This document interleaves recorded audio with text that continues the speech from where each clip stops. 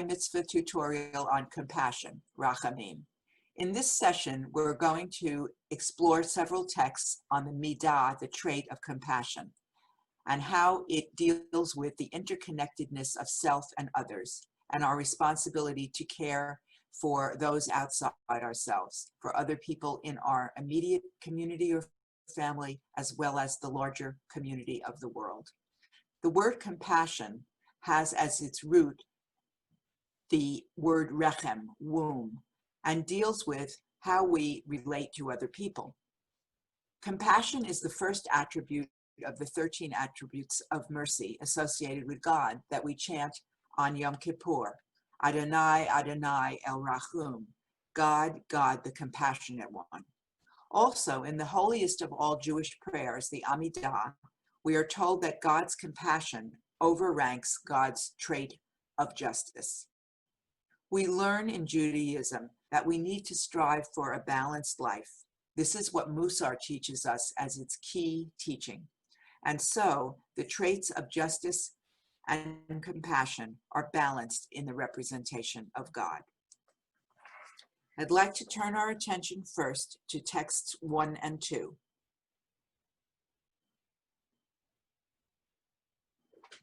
Text 1 from Deuteronomy says, "You shall love the stranger because you have been strangers in the land of Egypt." And text 2, "You shall not wrong a stranger or oppress him, for you were strangers in the land of Egypt. You shall not mistreat any widow or orphan." If we look at these two texts in terms of comparison, one is a positive commandment and the other is a negative commandment. You shall love the stranger because you have been strangers in the land of Egypt, the Deuteronomy text. And then the Exodus text, you shall not wrong a stranger or oppress him, for you were strangers in the land of Egypt. You shall not mistreat any widow or orphan.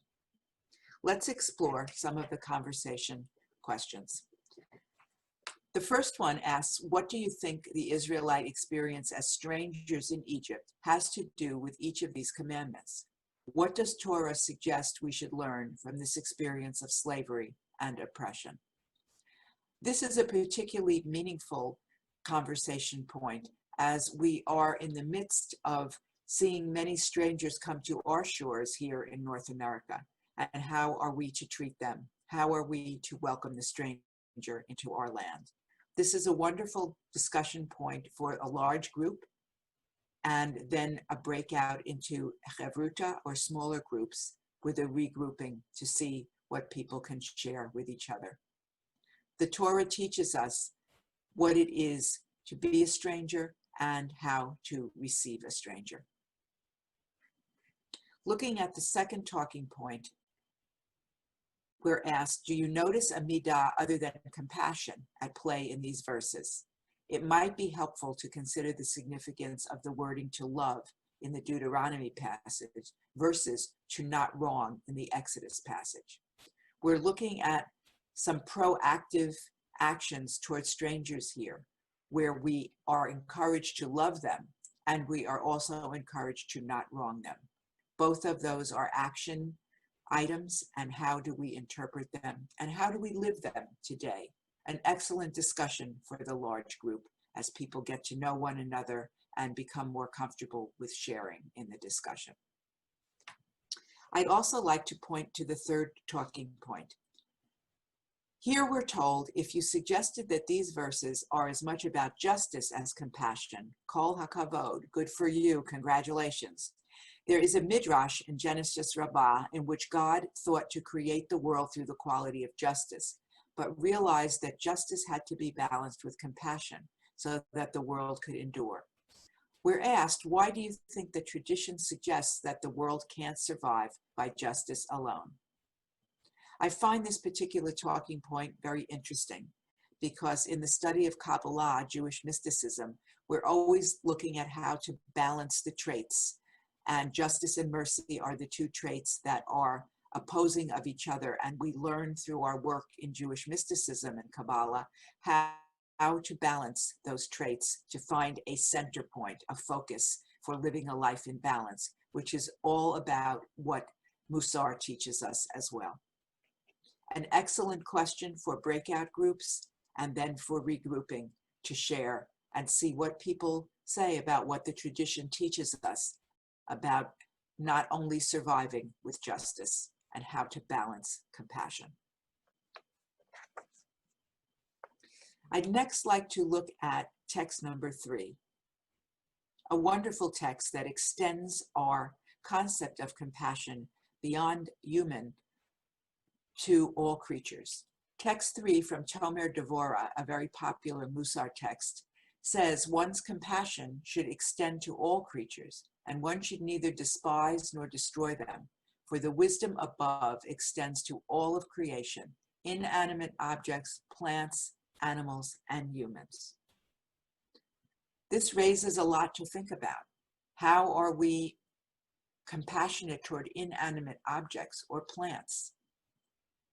How we are compassionate toward animals is simpler to think about, but the others really require a little more discernment. How does this text extend our sphere of compassion, we're asked in the first talking point? Beyond relating human to human, how do we now expand the narrative? We look at a discussion that includes inanimate objects, plants, and animals. And this would be a very interesting large group discussion, as well as breaking down into smaller groups, into chavruta or triples, depending on the size of your group, to discuss and explore. The second conversation point talks about Sa'ar Ba'alei Chayim, and it's a principle that bans inflicting pain on animals. The rabbinic tradition tells 2 well-known stories about Rabbi Judah the Prince, who is the one who compiled the Mishnah, in which his own physical suffering is either increased or decreased by God in response to his compassion to animals. In the first case, he is not compassionate to a frightened calf about to be slaughtered, telling the calf that it was created in order to be slaughtered. For this, God inflicts Rabbi Judah with painful gastric problems. In the second case, Rabbi Judah protects some baby rats that his maid wishes to harm, and God removes the medical problem, saying, since he, Rabbi Judah, has shown compassion, let us be compassionate with him. This teaching that God cares not only about how we treat other human beings, but also about how we treat animals. We are asked, what is your relationship with animals, pets? What are the implications of not privileging compassion only toward human beings? I think this is a wonderful discussion. Most people may say that they have a pet or have had a pet at one time or another, or have cared for animals or perhaps volunteered at the local animal shelter. And these 2 stories are very famous stories in Judaism.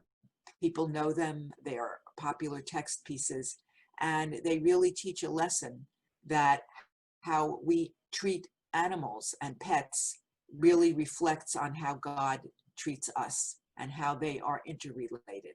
And I think the discussion would be a very rich one for a large group, reflecting experiences people have shared and talking about privileging compassion, which is a very interesting way to phrase the trait, the midah of compassion.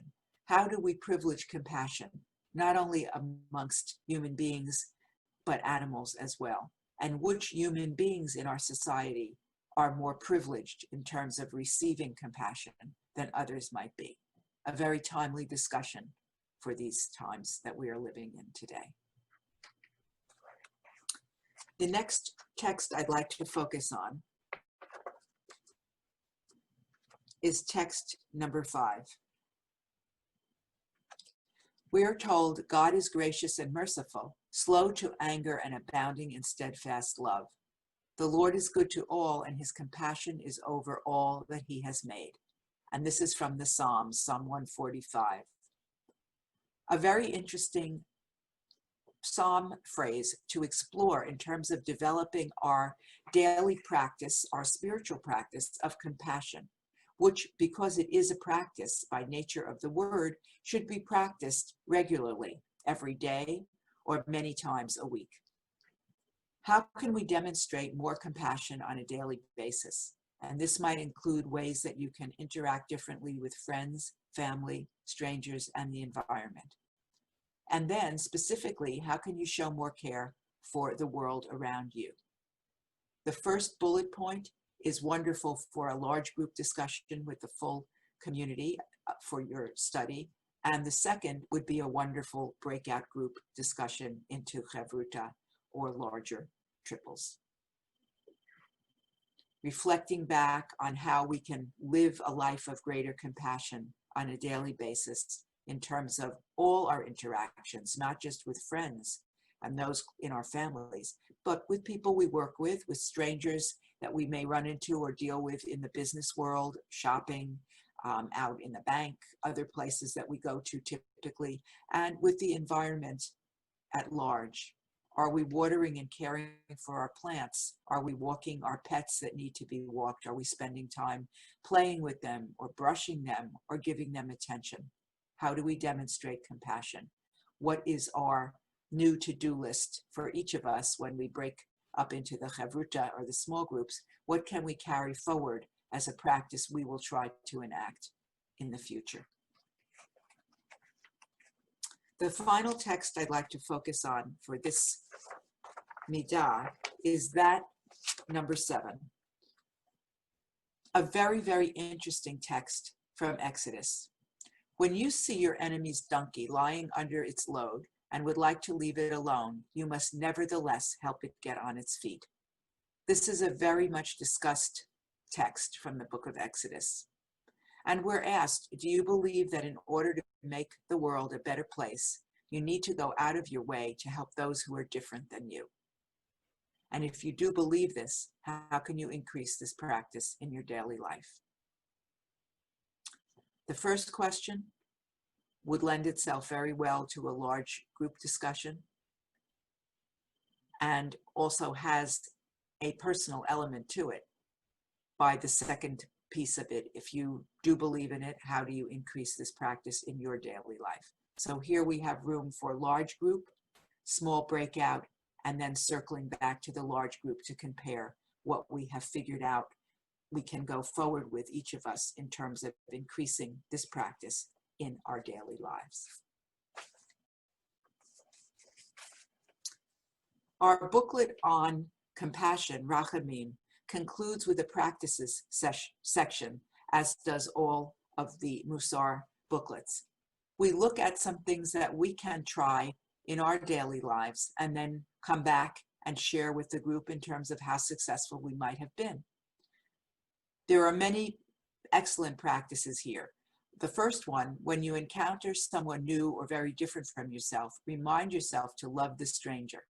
Consider what it might be like to walk in their shoes.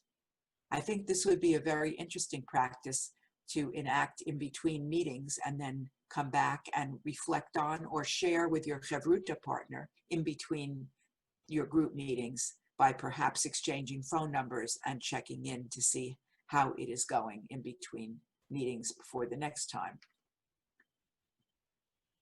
Other practices here are all excellent depending on what you may feel comfortable with. But I'm looking at the third bullet point, which tells us what repetitive action might you commit to that might similarly lead to deeper compassion, which really feeds off the first practice that I just mentioned, which might be very excellent to do. So these two are related, and it just depends on how you choose to practice them.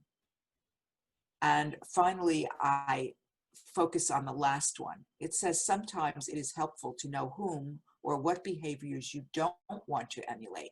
When you feel a lack of empathy for the other, you may wish to remind yourself of a mantra like, help me act like Ruth and not like Jonah, for example.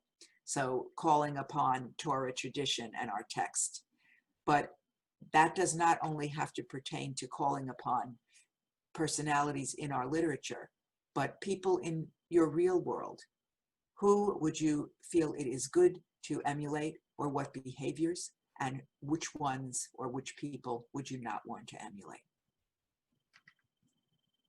Wishing you the best of luck going forward with the practice of compassion, Rachamim.